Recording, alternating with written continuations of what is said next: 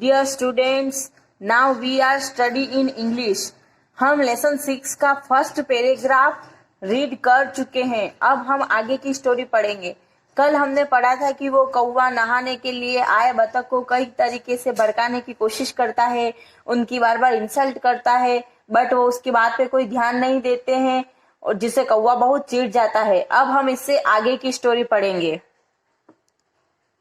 At last the crow lifted his wings, flew straight into the air.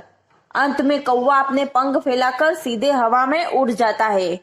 Swoop down and then flew in wide circle. वह झपट्टा मारता है और चौड़े घेरे में उड़ने लगता है. Sat on the stump on a palm tree. और एक खजूर के पेड़ की डाल पर जाकर बैठ जाता है. एंड काव लस्टली. और जोर जोर से काव काव चिल्लाने लगता है. ही इंटरटेन द वॉचिंग गीस with all acrobatics he new. वह उन सभी कलाबाजी जो भी कौवा जानता था उनको देखकर वह बतख बहुत ही मनोरंजन करते हैं.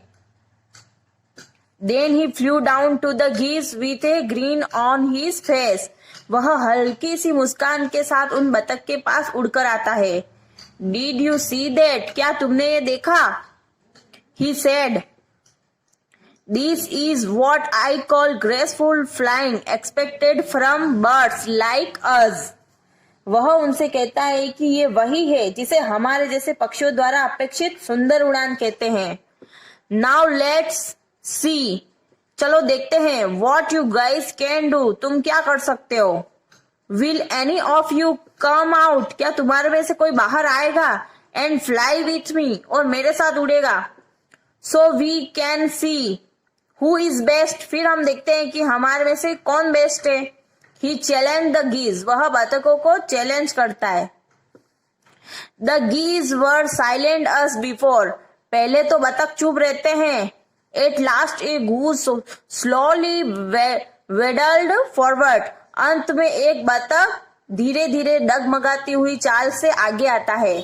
I am ready to fly with you. मैं तुम्हारे साथ उड़ने के लिए तैयार हूँ. He said, but I am an old goose and cannot fly for long. लेकिन वह उससे कहता है कि मैं एक बूढ़ा बतख हूँ और लंबे समय तक तुम्हारे साथ नहीं उड़ सकता. हाँ, said the crow in disgust. I don't need lame excuses.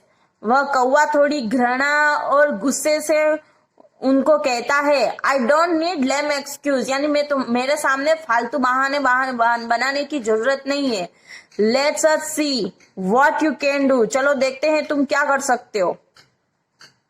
The old goose said nothing. लेकिन बूढ़ा बतख कुछ भी नहीं कहता है. He flapped his wings. वह अपने पंख फैलाता है. And flew into the air and over the sea. और हवा में समुद्र के ऊपर उड़ जाता है. The crow flew along with him. कौवा भी उसके साथ उड़ने लगता है. Passing comments on the way as they flew. वह रास्ते में उसके साथ उड़ता हुआ उसके ऊपर टिप्पणी भी करता रहता है. They too flew on and on. They too flew on and on till they had left the land far behind. वे आगे और आगे उड़ते रहे जब तक कि उन्होंने जमीन को पीछे ना छोड़ दिया हो. The crow was getting tired. कौवा बहुत ही थक गया.